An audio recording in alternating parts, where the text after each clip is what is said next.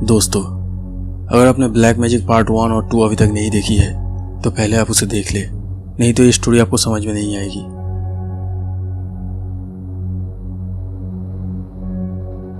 तुम प्रीति को फोन करो और कहो कि मैं उससे मिलना चाहती हूँ।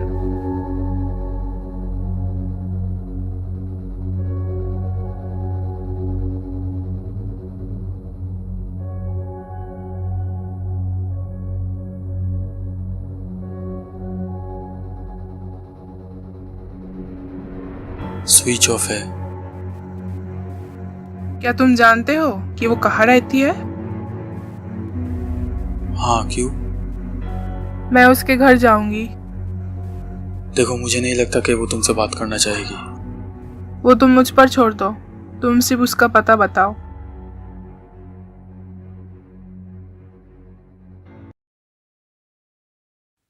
विकी की पत्नी प्रीति के घर आती है उससे बात करने के लिए।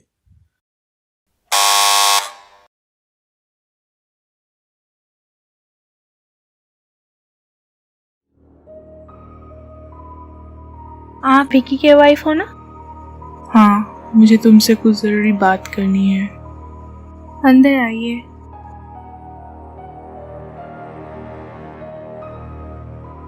देखो प्रीति, मुझे पता है कि मेरे पति ने तुम्हारे साथ बहुत गलत किया है, लेकिन उसके लिए तुम उसे इतनी बड़ी सजा मत दो प्लीज। मैं तुम्हारे सामने हाथ जोड़ती हूँ, प्लीज मेरे पति को माफ कर दो। विकी की पत्नी प्रीति से रिक्वेस्ट करने लगी कि वो विकी को माफ कर दे और उसने विकी के साथ जो कुछ भी किया है वो सब बंद कर दे। पहले तो प्रीति कहने लगी कि उसने विकी के साथ कुछ भी नहीं किया है, लेकिन जब विकी की पत्नी प्रीति के सामने हाथ जोड़कर रोने लगी और कहा कि विकी की हालत बहुत खराब है, अगर उसे कुछ हो गया तो वो जी नहीं पाएगी, उसका घर बर्बाद हो जाएगा, तब प्रीति को बहुत बुरा लगा। प्रीति ने कहा कि वो सिर्फ विकी को सबक सिखाना चाहती थी। उसने सोचा नहीं था कि विकी की हालत इतनी खराब हो जाएगी। और आखिर में प्रीति को यह एहसास हुआ कि उसने विकी के साथ बहुत बुरा किया है, इसलिए प्रीति ने सोचा कि उसे विकी की पत्नी की मदद करनी चाहिए। ठीक है, आप कल शाम को आइए, मैं आपको एक जगह ले जाऊंगी।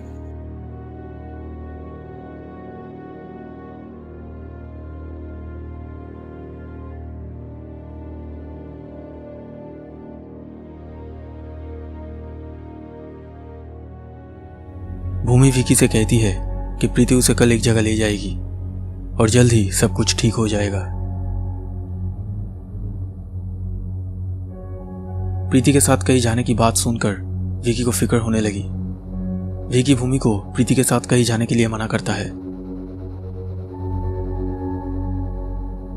लेकिन भूमि ने सोच लिया था कि विकी को ठीक करने के लिए वो कुछ भी करेगी।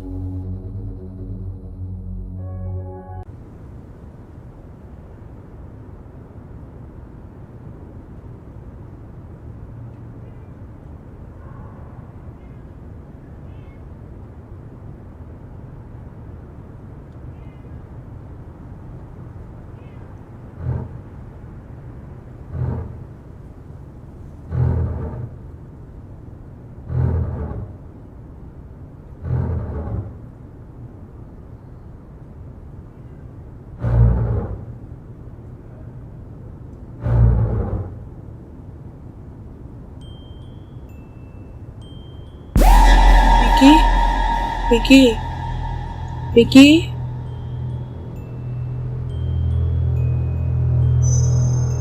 मैं बाथरूम जा रही थी तो मुझे बाथरूम के अंदर से कुछ आवाज सुनाई दी। मुझे डर लग रहा है। ठीक है, चलो मैं देखता हूँ।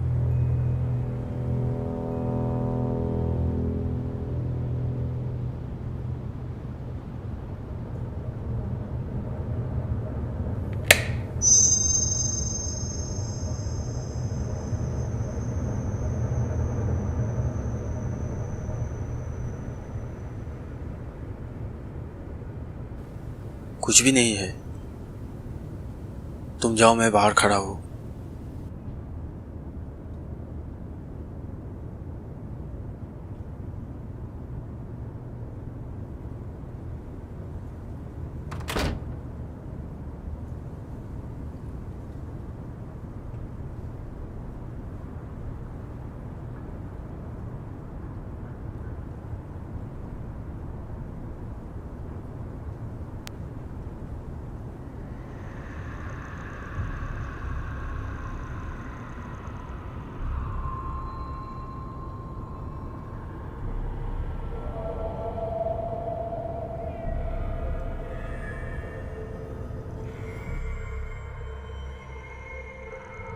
क्या हुआ?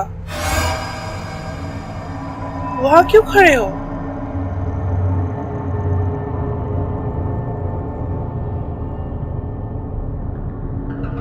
तो तुम बाथरूम गई थी ना? मैं तो सो रही थी। तो फिर वो क्या हुआ?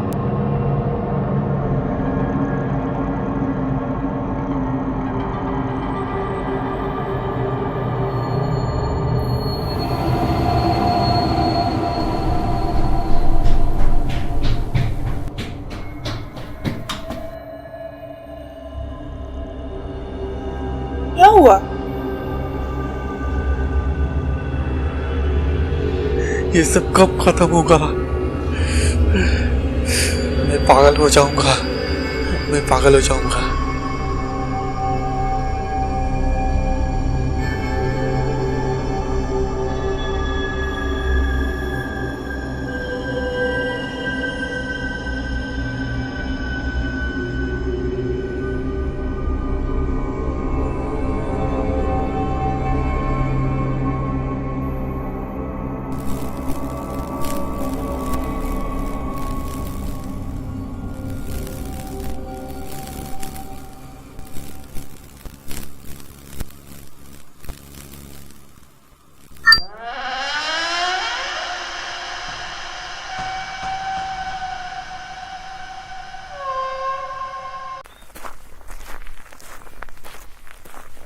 अगले दिन शाम को प्रीति भूमि को उस बूढ़ी औरत के घर लेकर जाती है।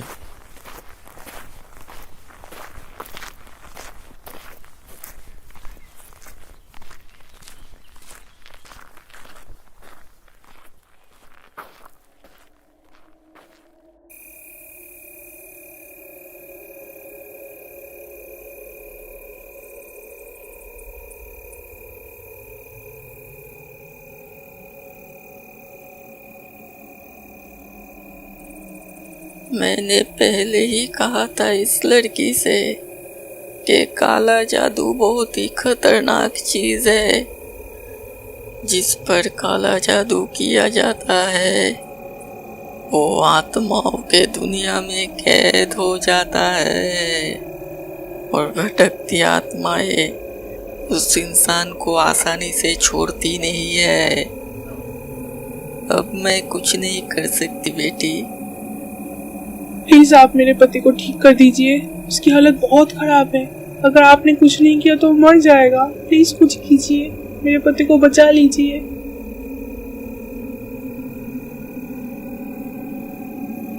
सिर्फ एक ही रास्ता है जिससे तुम्हारा पति ठीक हो सकता है, लेकिन इसके लिए तुम्हें जो करना पड़ेगा वो बहुत ही भयानक है। और अगर उस काम को तुम ठीक से नहीं कर पाई तो तुम भी मुसीबत में पड़ सकती हो। हाँ, आप बताइए मुझे क्या करना है। देखो बेटी, ध्यान से सुनो मेरी बात। इस काम को करने के लिए तुम्हें देवी कुरु की पूजा करनी होगी, जो नरक की देवी है। और ये पूजा किसी शमशान या फिर किसी कब्रिस्तान में जाकर करनी होगी। रात 12 बजे के बाद जब चारों तरफ सन्नाटा होगा तब इस पूजा को शुरू करनी होगी और ये पूजा सूरज उगने तक चलेगी। ये पूजा 2 रातों तक करनी होती है।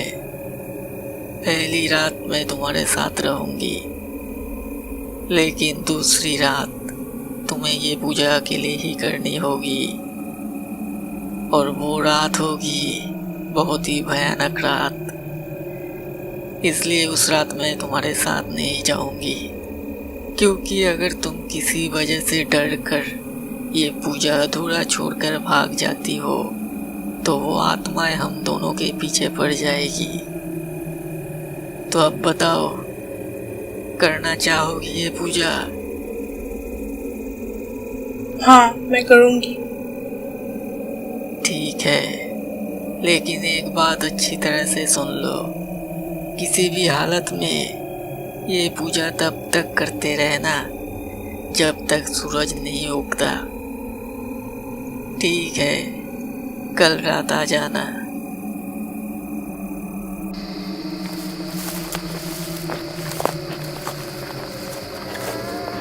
भूमि और वो बूढ़ी औरत रात के 12 बजे कब्रिस्तान में आती है पूजा करने के लिए।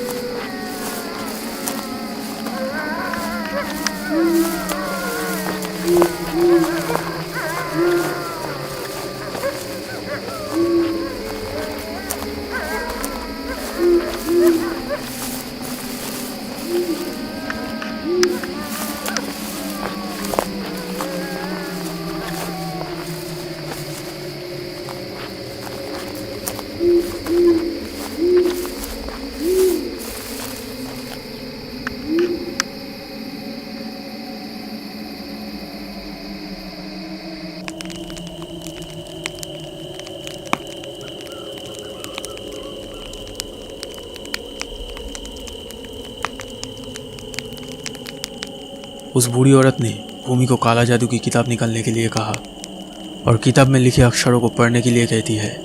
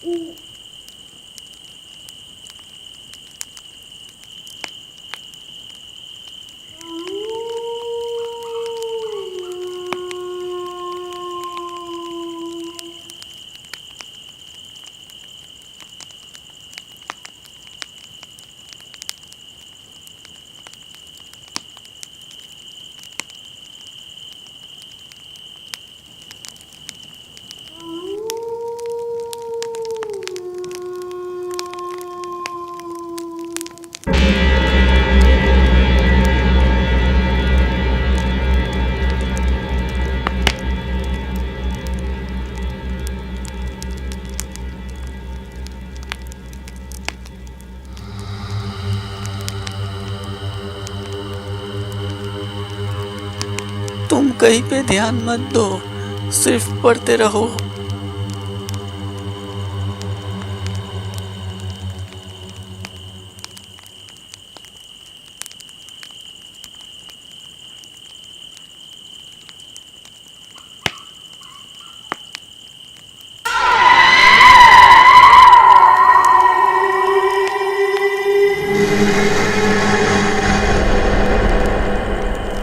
शैतानी आत्माओं से घिरे उस कब्रिस्तान में बैठकर पूरी रात भूमि पूजा करती रही।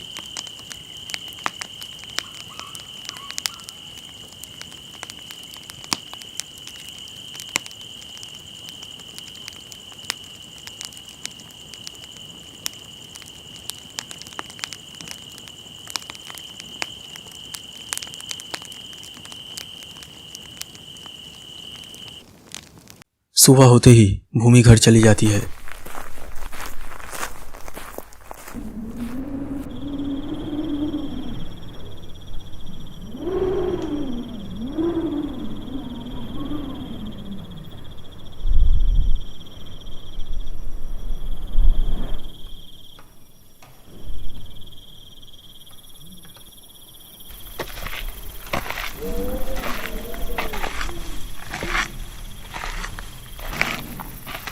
दूसरी रात प्रीति पूजा करने के लिए कब्रिस्तान में अकेली आती है। प्रीति बहुत डरी हुई थी।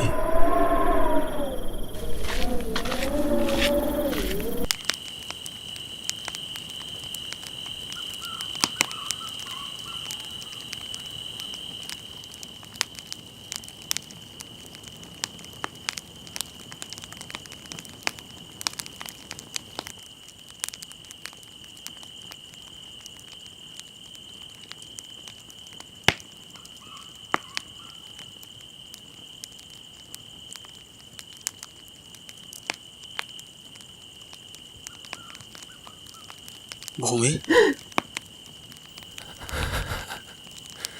ये सब क्या कर रहे हो? मुझे तकलीफ हो रही है। ऐसा मत करो, मुझे तकलीफ हो रही है भूमि। ऐसा मत करो।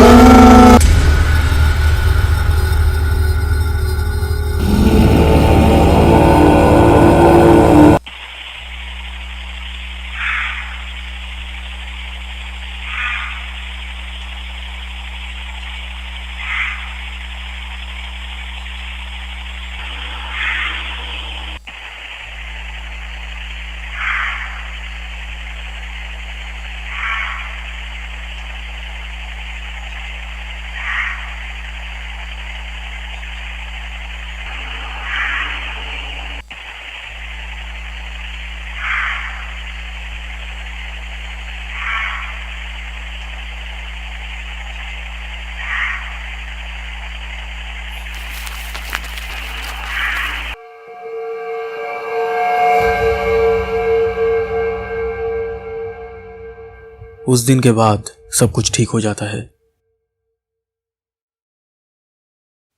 थैंक यू भूमि, तुमने अपनी जान पर खेल के मुझे बचा लिया। मुझे पता नहीं था कि तुम मुझसे इतना प्यार करती हो। मैं जानता हूँ कि मैं तुम्हारे लायक नहीं हूँ, फिर भी हो सके तो मेरी भूल के लिए मुझे माफ कर देना।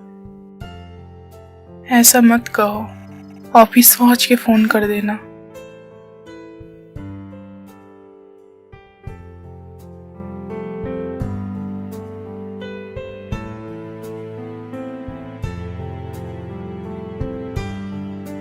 दोस्तों, अगर ये वीडियो आपको अच्छा लगा तो प्लीज़ लाइक कीजिएगा और हमारे इस चैनल को सब्सक्राइब करके इस बेल आइकन को ज़रूर दबा दीजिए ताकि आप हमारे आने वाले वीडियोस सबसे पहले देख सकें।